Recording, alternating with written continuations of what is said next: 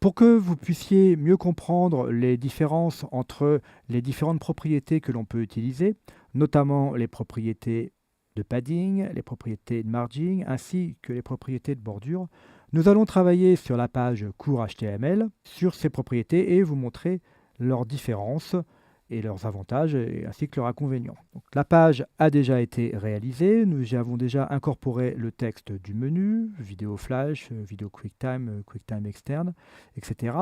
Nous allons tout d'abord rendre externe l'ensemble des styles déjà présents. Pour cela, nous allons les sélectionner comme nous l'avons fait précédemment et puis nous allons simplement les supprimer et puis rappeler avec l'icône attacher une feuille de style, notre feuille de style qui contient les styles communs à toutes les pages. OK, la page est de nouveau correctement structurée. Ce qui nous permet d'avoir donc deux zones, la zone propre à la page qui contient la balise style et la zone de style commun que nous ne toucherons pas. Je clique sur style qui permettra de créer des styles à l'intérieur de cette zone style et non pas à l'intérieur de la feuille commune à toutes les pages. Pour bien comprendre la différence entre le padding et le margin, nous allons tout d'abord créer une nouvelle feuille de style pour la balise UL qui permettra de supprimer ces puces. Appliquer. Puis nous allons lui attribuer un arrière-plan de couleur verte pour qu'on puisse le voir facilement. Appliquer. L'ensemble de la balise UL possède à présent une couleur d'arrière-plan. Nous pouvons voir à l'écran que toute la zone nommée UL, donc toute la largeur de notre page, possède maintenant une couleur verte. Ceci vient du fait que la balise UL n'a pas de taille. Dans la catégorie boîte, nous n'avons aucune taille pour la balise UL. Si nous lui avons mis une taille de 500 par exemple, appliquée, nous aurions la zone verte moins importante que précédemment. Il y a une zone située à gauche du début du texte. Cette zone est due à la balise UL qui possède déjà un padding, comme nous l'avions vu précédemment. Donc, si je décoche le padding, idem pour tous, je vais présenter maintenant un padding left de 0 pixels, appliqué.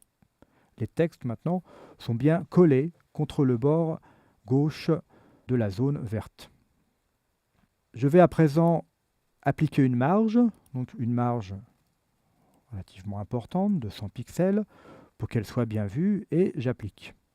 L'ensemble du bloc s'est décalé sur la droite. Donc une marge, c'est quelque chose qui apparaît dans l'élément mais qui est à l'extérieur de l'élément. L'élément ici a une marge de 100 pixels à l'extérieur et commence à partir de 100 pour ensuite être de couleur verte. Nous allons faire maintenant exactement le contraire, donc une marge de 0 et un padding de 100 pixels. Appliquer. Lorsque j'ai appliqué, les textes sont restés à la même place puisqu'ils ont été décalés de 100, mais la zone verte s'est agrandie.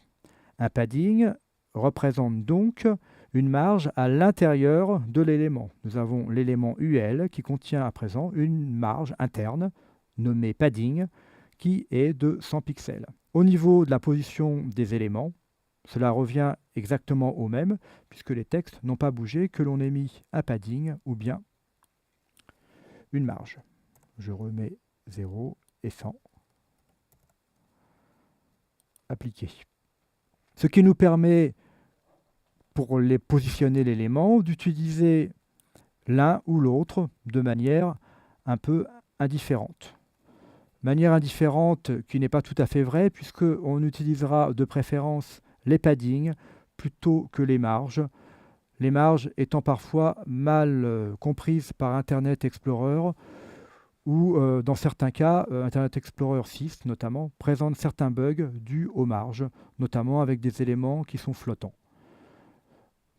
Si l'élément ne contient pas de zone de couleur, comme c'est le cas ici, on peut donc utiliser indifféremment du padding ou de la margin pour positionner l'intérieur de ces éléments, donc pour y positionner les textes. Je vais supprimer la couleur verte d'arrière-plan. Voilà un arrière-plan neutre. Et je vais m'attacher à présent aux bordures de l'élément. Donc je vais mettre une bordure sur la gauche. Dans les exemples précédents, nous avons mis une bordure solide de 2 pixels et de couleur marron foncé appliquée. La bordure s'est positionnée ici contre le texte car si nous regardons dans la catégorie boîte, nous avons dans la catégorie boîte un padding égal à 0 et une marge est égale à 100. Donc nous avons entre le bord de l'élément et le début du texte 0 pixels. Si nous souhaitons décaler légèrement cette bordure, nous pouvons lui appliquer un padding de 15 pixels, par exemple, ce qui décale légèrement la bordure et le texte.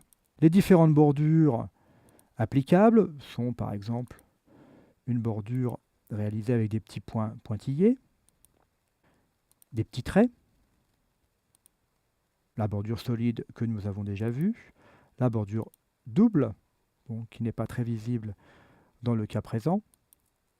Vous pouvez appliquer sur un même élément, comme celui-ci, des bordures différentes, en haut, en gauche, à droite ou en bas. Nous allons, par exemple, appliquer une bordure à droite, le petit point de 20 pixels, marron, et une bordure gauche, solide, de 10 pixels, petit point. Je valide en cliquant sur le bouton OK. Pour supprimer l'ensemble de ces bordures, je vais de nouveau éditer le style UL et dans la catégorie bordure, idem pour tous, je supprime tout style de bordure.